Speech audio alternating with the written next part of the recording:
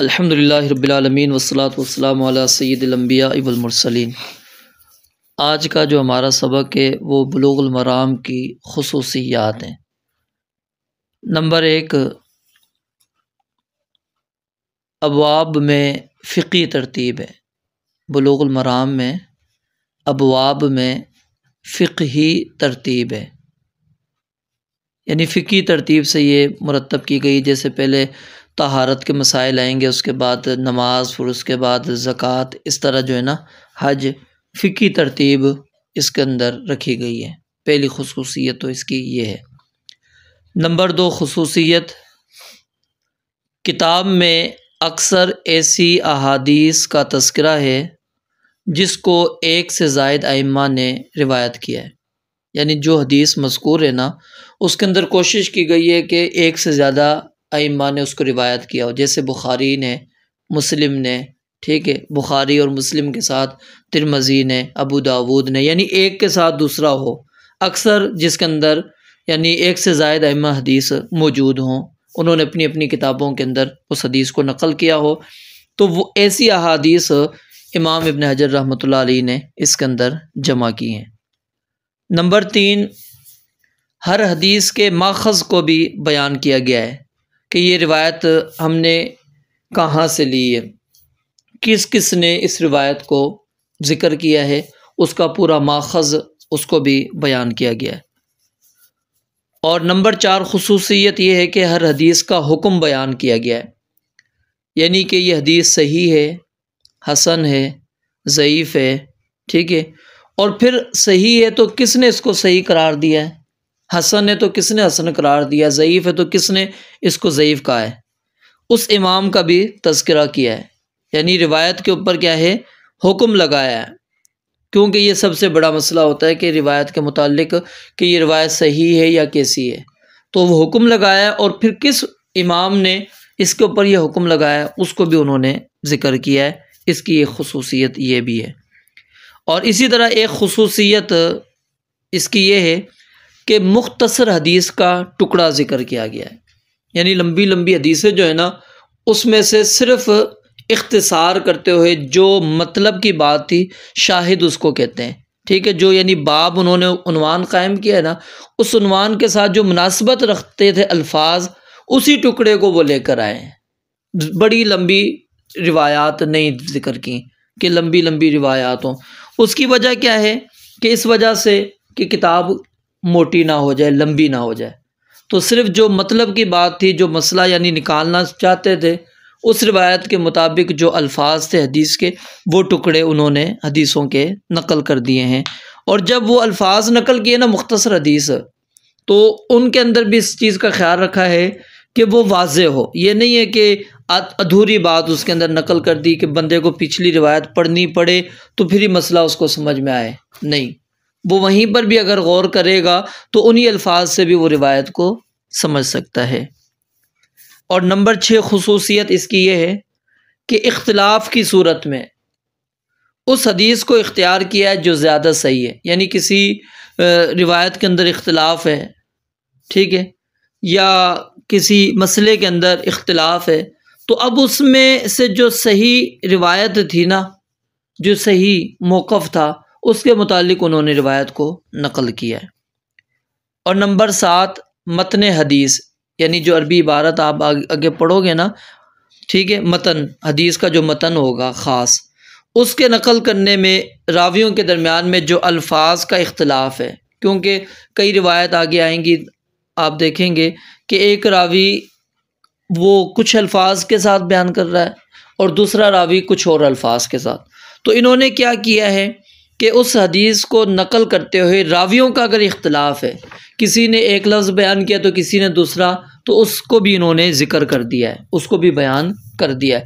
वरना अक्सर ये होता है कि वो एक ही अल्फाज को बयान किया जाता है, बाकी दूसरा जो रावी का इख्तिलाफ़ होता है उसको छोड़ दिया जाता है।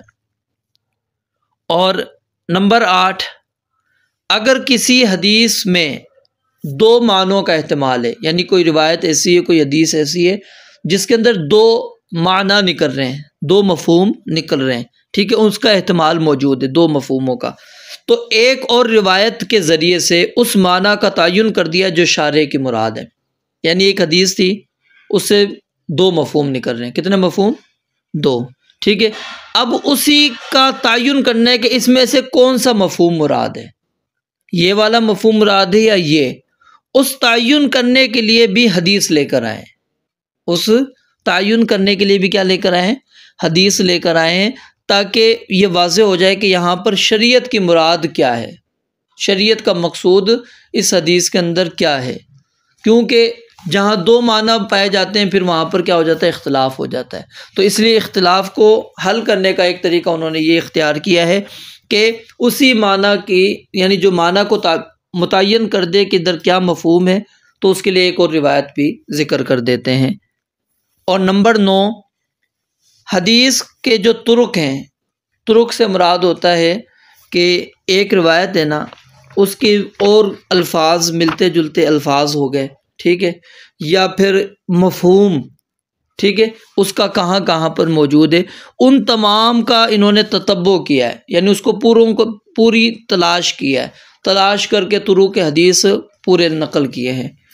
और नंबर 10, मशहूर जो अहादीस की कुतुब हैं, मशहूर जो अहादीस की कुतुब हैं, जैसे क्या हैं? बुखारी और मुस्लिम मशहूर हैं, ठीक है। फिर इसके बाद अबू दाऊद है, तिरमिज़ी, नसाई, इब्न माजा, ये मारूफ़ हैं, मशहूर हैं, हर बंदा इसको जानता है, ठीक है। तो उनसे इन्होंने रिवायात को नकल किया है। अहादीस कहाँ से लिए हैं? जो मशहूर अहादीस की किताबें हैं उनसे रिवायात को लिया है, और उनमें भी कोशिश की है कि सही बुखारी और सही मुस्लिम की अगर कोई रिवायत उस मसले के अंदर मौजूद है तो उसको पहले ज़िक्र कर दिया है, उसको पहले ज़िक्र किया और उसके बाद फिर दीगर कुतुब अहादीस की रिवायत को नकल किया है। तो ये 10 मैंने खुसूसियात बताई, दोबारा गौर करें, देखें। नंबर 1 फ़िक़ही तरतीब है, ठीक है, फ़िक़ही तरतीब से मुरत्तब ये किताब है। और नंबर 2 ऐसी अहादीस हैं जिसको एक से ज़ायद अइम्मा हदीस ने रिवायत किया है। नंबर 3 उस हदीस का माखज़ क्या है उसको भी बयान कर दिया। और नंबर 4 हदीस का हुक्म क्या है और किसने हुक्म लगाया है उसको भी वाज़ेह कर दिया। और नंबर 5 मुख्तसर हदीस के टुकड़े ज़िक्र किए ताकि किताब लंबी ना हो जाए, सिर्फ जो शाहिद है उसी पर इक्तिफ़ा किया। और नंबर 6 इख्तिलाफ़ की सूरत में उस हदीस को इख्तियार किया जो ज़्यादा सही है। नंबर 7 हदीस के मतन में नकल करने में जो रावियों के दरमियान में अल्फाज का इख्तिलाफ है उसको भी बयान कर दिया है। और नंबर 8 अगर किसी हदीस से 2 माना निकल रहे थे तो फिर उस माने के तयन के लिए भी हदीस लेकर आ गए ताकि शरीयत का जो मकसूद है वो वाज़ेह हो जाए। और नंबर 9 जो तुरुक हदीस है उनका पूरी तरह से ततब्बो किया गया है। और नंबर 10 जो मशहूर कुतुब अहादीस हैं उनसे रिवायात को लिया गया है। तो ये बुलुगुल मराम की खुसूसियात हैं। तो बुलुगुल मराम के अंदर कितनी रिवायात हैं ये नोट करें, लिखें, शाबाश। बुलुगुल मराम के अंदर 1520 अहादीस हैं, 1520। अच्छा, एक और तादाद भी है वो भी लिख लें। इमरान अयूब लाहौरी एक मुसन्निफ़ हैं, राइटर हैं, लाहौर के रहने वाले हैं, ठीक है। उन्होंने सही बुखारी ये बुलुगुल मराम की शरह भी लिखी है, ठीक है। उन्होंने अपनी तहकीक के मुताबिक 1574 ठीक है रिवायात की है। ऊपर कितनी बताई मैंने? 1520, ठीक है। और उन्होंने 1574 तादाद लिखी है कि इतनी हदीसें मौजूद हैं। अब इमाम अलबानी रहमतुल्लाह अलैह, लिखें इमाम अलबानी, ठीक है। ये इमाम अलबानी रहमतुल्लाह अलैह वो हैं जिन्होंने हदीसों पर हुक्म लगाया है कि ये रिवायत सही है, ज़ईफ़ है, क्या है और क्यों है, ठीक है। उनकी बहुत सारी किताबें मौजूद हैं। तो उनकी तहकीक के मुताबिक 1417, उनकी तहकीक के मुताबिक कितनी? 1417 सही अहादीस हैं। ये सारी की सारी क्या है? सही अहादीस है। 1417 और 157 57 बेटा, ठीक है। 1057 ज़ईफ़ हैं, 157, 1000 नहीं, 157 जो हैं ज़ईफ़ हैं। ठीक है, ये इमाम अलबानी रहमतुल्लाह अलैह की तहकीक के मुताबिक है।